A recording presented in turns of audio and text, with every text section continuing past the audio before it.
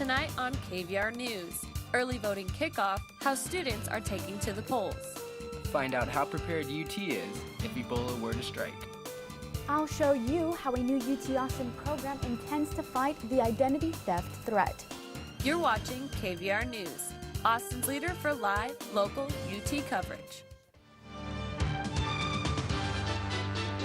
Broadcasting live from the Texas Student Television Studios at the University of Texas. You're watching KVR News at 9, Austin's leader for live, local UT coverage. Your news starts right now.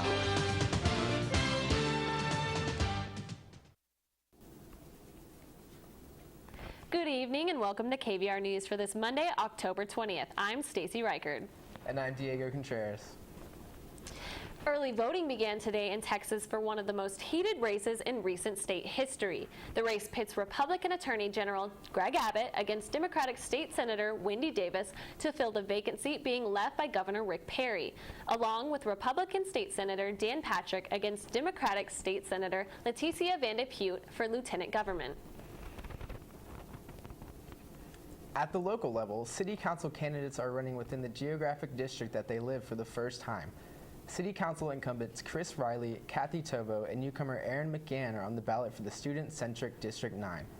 Also on the ballot includes the $1 billion Proposition 1 item, which would partially fund a rail system through UT and the City of Austin. Early voting will run through October 31st with voting day on November 4th. The Flan Academic Center on campus serves as a voting center from 7 a.m. to 7 p.m. Monday through Friday and noon to 6 p.m. on Sunday. On Saturday, the Supreme Court passed the Texas voter ID law. This announcement allowed Texas to keep its controversial law enforcing voters to present a valid form of government-issued ID. The law was created to protect the polls from voter fraud by accepting 7 different forms of identification, including a valid driver's license, passport, or even a concealed handgun license. However, there are limitations. For example, a college student ID will not be considered a valid form of identification come Election Day. The Supreme Court's decision was made just in time for Texas's early voting period. Back in 2012, Austin voters approved to have candidates elected within their district as opposed to citywide. West Campus is included in District 9. With recent crackdowns and speculations regarding parties, our Cassi Polluck shows us how these candidates could affect UT students and the West Campus area. The recent sound ordinance that has the possibility to shut down 99% of West Campus parties was discussed among City Council District 9 candidates at a forum on the UT campus Monday night. I'm very supportive of pulling together stakeholders and talking about looking at the definition of private parties and seeing what kind of process will come to allow the kinds of parties that have been going on West Campus to continue. A representative from the Austin Police Department saying not just 90%, but 99% of the parties that y'all were doing were going to have to get shut down, which is just crazy. I mean, West Campus is not just any neighborhood. It does not make sense to apply the exact same rules that would apply everywhere else in a very rigid way, in a way that would stifle the energy that we expect in the West Campus area. We asked students how they felt about the recent ordinance. I guess the people who decided to live there knew that they were living in a well-known neighborhood that's specifically meant for college students. Not students, not everyone is partying every day.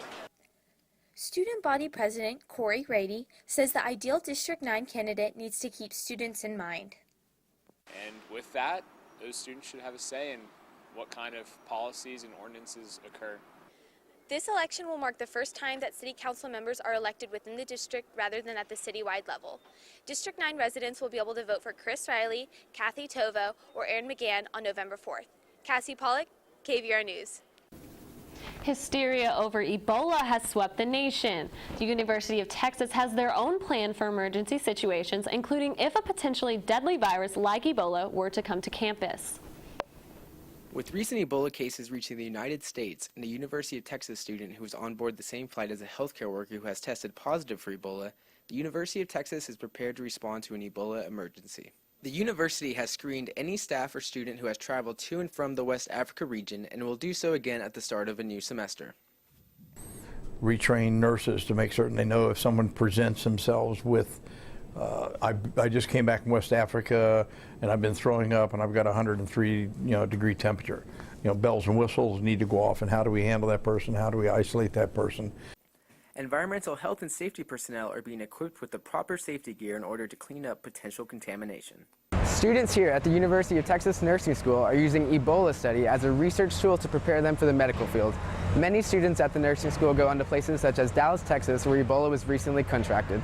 As part of the public health curriculum, we talk about disaster preparedness, emergency preparedness, and emerging infectious diseases.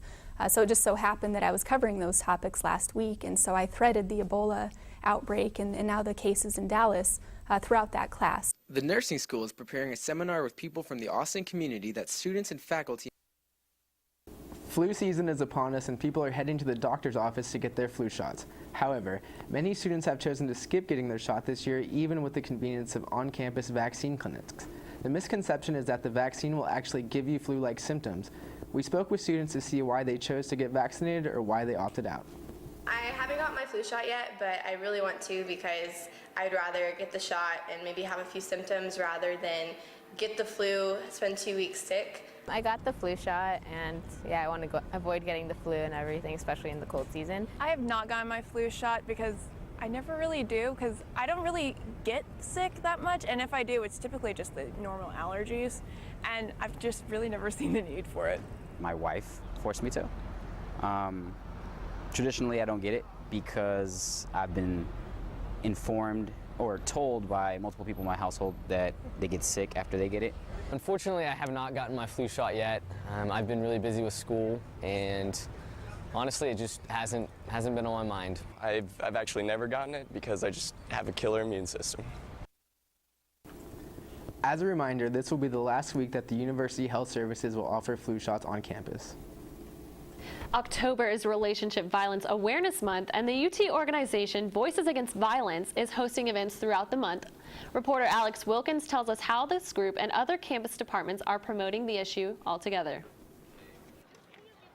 The UT organization Voices Against Violence hosted a rally for healthy relationships on Thursday. Promote healthy relationships. As for trying to educate a campus of more than 50,000 students, their efforts are not alone. The UT Police Department has teamed up in promoting their events and encouraging prevention. I mean, it definitely shows that they're stepping up and they're acknowledging it and they're wanting to put it out there so that students could see that this is a problem. Because I think what a lot of people on this campus don't realize is how big these issues are and how many people it affects.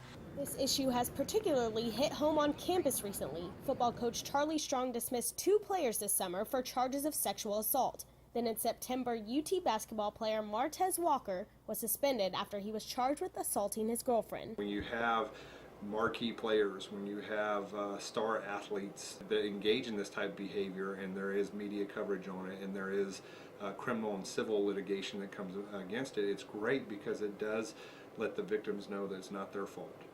The campus police department is speaking up, Charlie Strong is speaking up, and students are speaking up. The University of Texas is not only showing students that this is an important issue, but it's sending a message to those thinking about coming here as well. High school senior Alfredo Montoya was touring campus the day of the rally. He said the message is significant, especially as a former victim himself. I was with this girl for 3 or 4 years, and basically it was just abusive. She's almost killed me 3 times. I don't know, it just sucks, because being with somebody that long, it's just, you think it's love, but it really isn't. It's hatred. He says knowing the school cares about this issue has increased his likeliness of choosing UT. It'll make me feel more safe coming here, Whether it's future or current students, these groups are sending a strong message united against relationship violence. Alex Wilkins, KVR News.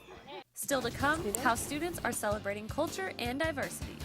And a football team built on the values of respect. You're watching KVR News.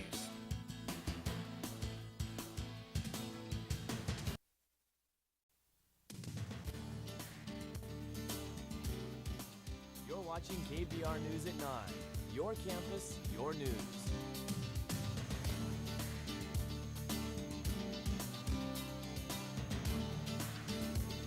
Identity theft is the single largest crime in America. More than 10 million cases have been reported just in the last year, according to the Identity Theft Resource Center. Joanna Lyles shows us how a new UT Austin program intends to fight the growing threat. UT student Taylor Villarreal is one of the millions of Americans who has been a victim of identity theft. It left me really uneasy and I was really uncomfortable, and when I applied for jobs I had to say, hey, this is my social security number, but there's some questionable things going on right now, and it was just a huge, messy ordeal. Identity theft is one of the fastest growing crimes in the U.S. and oftentimes young adults are targeted. They are a group that, because they are so active online and tend to be very social, that they have some issues that some things they should be really careful about. And so taking advantage of all of the resources that are in the center would be helpful to them. In an effort to educate those most at risk, UT Austin has launched IDWise, an online identity theft prevention resource and one-stop shop for articles, tips, videos, and even games on how to manage and secure your personal information for individuals, businesses, and families. The ultimate goal for IDWise is to create smarter citizens, and especially obviously around the realm of identity theft and identity protection, and as a result of that, reduce costs to the state. IDWise researchers are hoping this unique resource will help decrease identity-related crime and associated economic losses, reputation damage, and emotional distress. Joanna Lyles, KVR News. If you use the Snapchat app, you might have noticed a new friend on your list, the UT campus. Snapchat's collaborative Our Story feature now includes a story feed. This allows users on campus to submit snaps to the feed in order to share them with other users at school. In order to avoid a stream of similar videos and party snaps, Snapchat monitors the submissions so that only appropriate clips are released on the feed. The feed went live last Wednesday exclusively at UT, USC, UCLA, and Penn State. Along with the college story, Snapchat has introduced its first in-app advertisement. The Ouija movie preview appeared in Snapper's recent update lists and was viewable by holding a finger down like an ordinary snap. This past Thursday, Austin City Council members voted to legalize Uber and Lyft. Council members voted 6-1 to approve an ordinance allowing transportation network companies to operate within city limits. This decision comes after months of debate revolving around the pricing issue associated with these companies. Council members were unable to pass an amendment to control the amount these companies could charge during peak times. However, they are mandated to keep records for audits. Transportation network companies are also required to have $1 million worth of automobile liability insurance. With the rise of domestic violence issues surfacing in the NFL, Nita Mandar shows us how one district is implementing ethics in their high school football program. Leander ISD operates under 10 ethical principles with the goal of guiding their students into becoming great members in society. These principles are applied beyond the classroom and onto the football field. If you look at the world we live in, so many times these kids are inundated with messages that we wouldn't necessarily consider to be appropriate. Let's try to be proactive instead of reactive. Let's talk to the kids about making great choices and what it means to be a man, and how we should treat women, how we should be able to handle conflicts and be able to resolve those like adults. Core values have also recently been implemented in UT's football program by head coach Charlie Strong. Leander coaches say that since many of their players dream to play football at the college level, this is a great step to further inspire and encourage them. There should be higher standards in all levels of football so that people like me can be mentors to younger ones and let people be excited to actually play football. And core principles tell us how to treat people with respect, because it wants us to not only become great football players, but become great men as we grow up. Every one of those guys over there, I know if I need help with anything, I can just call them and, hey, I need this, I need that, and they'll do whatever it takes to help me get that help that I need to make sure that we're all able to stay together and able to do what we love, which is play football. Nita Mandar, KVR News. UT's Black Studies Department is offering a class called Beyonce Feminism and Rihanna Womanism for students to take next semester. The class will focus on the two icons' influence on society as black women and their contributions to the feminist movement. Course creator Omi Shea Natasha Tinsley says her interest in black feminism related to black women's issues sparked the creation of the class. I think Beyonce and Rihanna remind us that black women are powerful, that they're visible, that we have the power to change spaces when and where we enter. The UT African American Culture Committee hosted their annual Showcase Culture Shock this past Friday. Our Sarah Vasquez says that events like these emphasize the importance of culture and diversity on the campus. The African American Culture Committee, a subgroup of campus events and entertainment, put on its annual Culture Shock last Friday in the SAC auditorium. We sat down with Janelle Calhoun, AACC chair, to find out more about the talent show. Culture Shock is an open forum for cultural exploration, for people to get out and see that there's a broad, rich culture on the UT campus, and that we have something definitely to offer. And Culture Shock is just a showcase of what that is, and all the art and the music and the dancing and all the wonderful aspects of African American culture. That's what we're trying to bring to campus. I think they're really important because they give everybody an opportunity to just kind of come together. You know, aside from race, you know, ethnicity, culture, everybody gets to come together and actually bring what they have as far as talents, and actually put a showcase on for everyone to see. So it's really a good time to bring people together. We talk about diversity, but you know, a lot of people don't put it into action. I think that Culture Shock is our action. It's our way to get it out there to the community so that everybody sees how diverse UT really is. There's so many different cultures across campus, and this is just one of them to bring it to light. You should definitely respect everyone's culture. I think that's what it's all about at the end of the day, that we can all appreciate everybody's culture and not discriminate, not look at someone funny or differently, but actually just appreciate who we are and the things that we have in common here in this campus for sure. There is no winner, and it is not a competition, but a celebration of African American culture. Sarah Vasquez, KVR News. Temperatures stayed in the 80s last week, and it was a nice break from those 90-degree temperatures. Maybe fall is here to stay after all. Our Lukeman Adeni is live in the Weather Center with this week's weather. Lukeman, what can we expect? Well, Diego, we've got a lot of sunshine coming in our 7-day forecast, and I'll have all the details on the weather when we come back.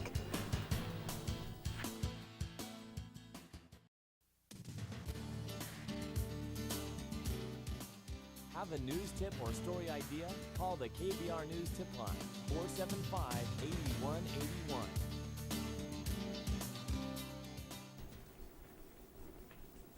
Welcome back to KVR News. We are almost a month into fall, but you wouldn't believe it. The cool temperatures are trying to make their way in, but summer is not giving up without a fight.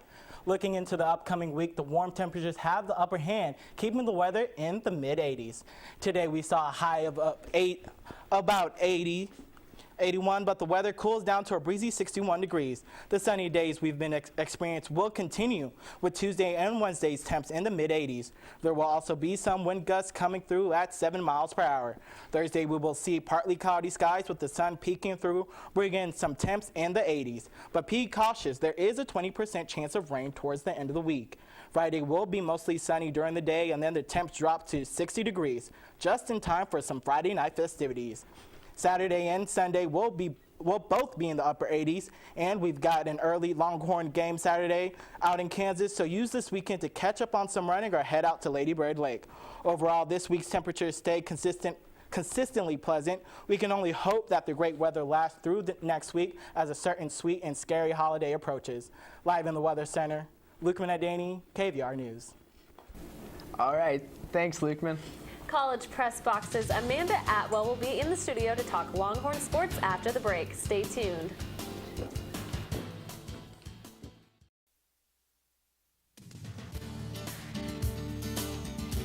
Now, KVR News at 9 Sports.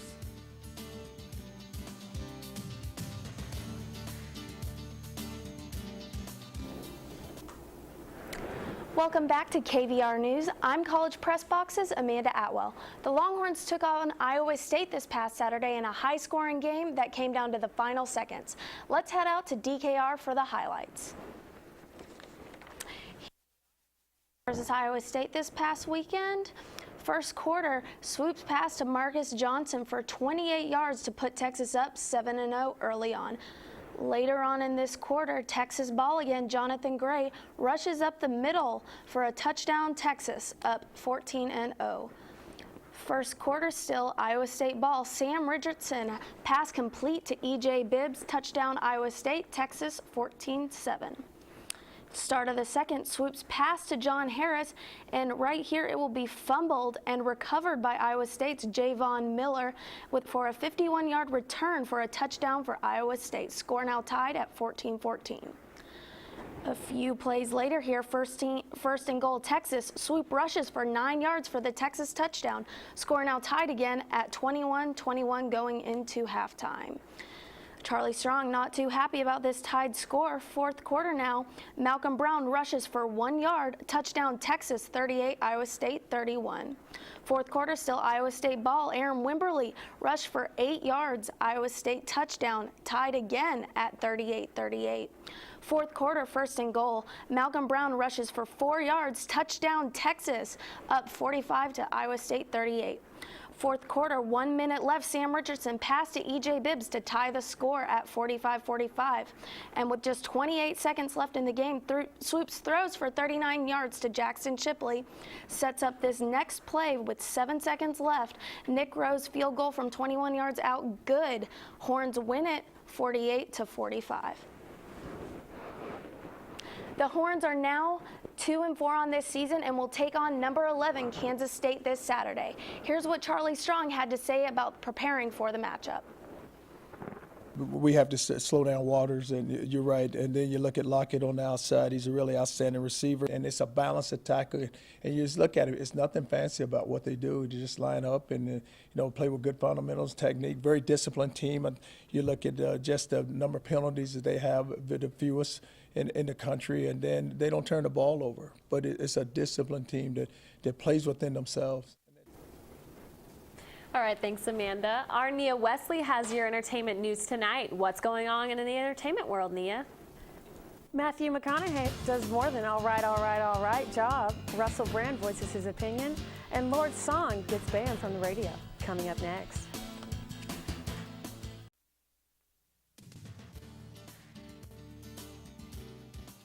You're watching KVR News at 9. Your campus, your news. Welcome back to KVR News. Texas Exes honored Matthew McConaughey Friday night as one of the university's most distinguished alumni.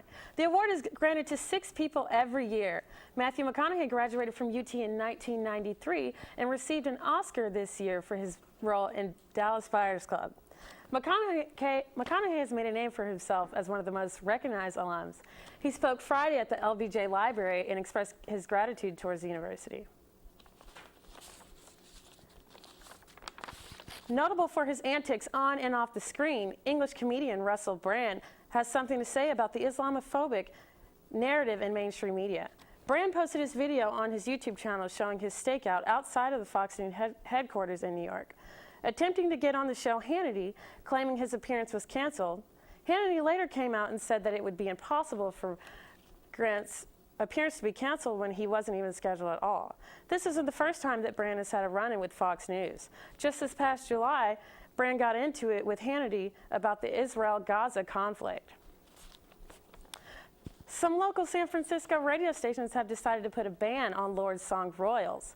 The song will not be played for the duration of the heated World Series matchup between the San Francisco Giants and the Kansas City Royals. The ban comes in the wake of the start of the World Series Tuesday night, but the request to stop playing Lord's hit song rang in this past weekend.